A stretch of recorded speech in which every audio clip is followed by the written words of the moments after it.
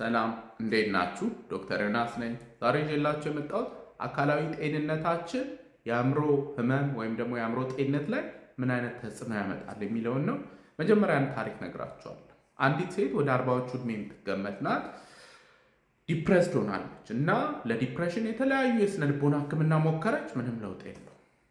ከዛ በኋላ ደግሞ መድኃኒት ተጀመረላት። ለዲፕሬሽን የሚሰጡ መድኃኒቶች ምንም ለውጥ የለውም። እኔ ሰዓት እንዲህ ነው አለች። እስቲ ለማንኛውም አንዳንድ ምርመራዎችን ቼክ እናደርጋለን እና ላብራቶሪ ሰራውላ ስናየው ታይሮይድ ሆርሞኗ በጣም ዝቅ ብሏል።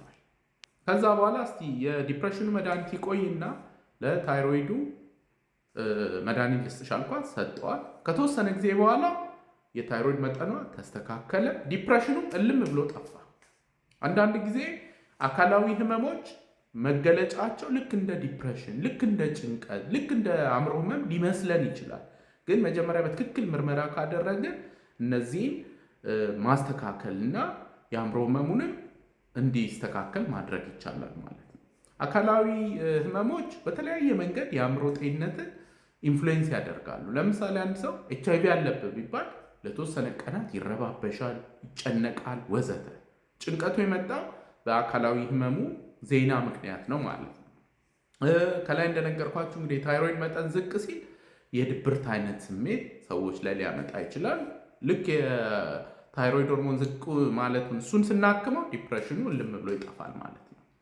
አንዳንድ ጊዜ ደግሞ አካላዊ ጤንነት ላይ ለምሳሌ የኩላሊት አሰራር እንዴት ነው የሚለው ለሰዎች ምንሰጠውን የአእምሮ መድኃኒት መጠን ይወስናል።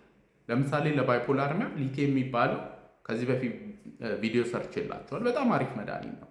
ግን ሰዎች ደግሞ የኩላሊት ህመም ካለባቸው የሊቲየም መጠን ማስተካከል ያስፈልጋል። ሰዎች የልብ ህመም ካለባቸው አንዳንድ የአእምሮ መድኃኒቶችን አንሰጥም። ስለዚህ ሌሎች አማራጮችን ለመውሰድ ያግዘናል ማለት ነው። ኤኒዌይስ እናጠቃልለው።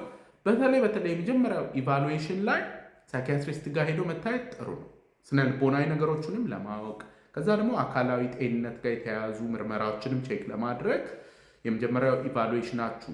አንለስ እንግዲህ የህይወት ውጣ ውረድ ወይም የልጅነት ትሮማ ምናምን ከሆነ ቀጥታ የስነ ልቦና ህክምና ብታገኙ ምንም አይደለም። ግን ከበድ ያሉ ደግሞ የጭንቀት ህመሞች፣ ከበድ ያለ ዲፕሬሽን፣ ሌሎች ደግሞ ሳይኮቲክ ዲስኦርደርስ ወይንም ሌሎች የአእምሮ ህመሞች ከሆኑ መጀመሪያ ፕሮፐር ኢቫሉዌሽን ማግኘት ጥሩ ነው።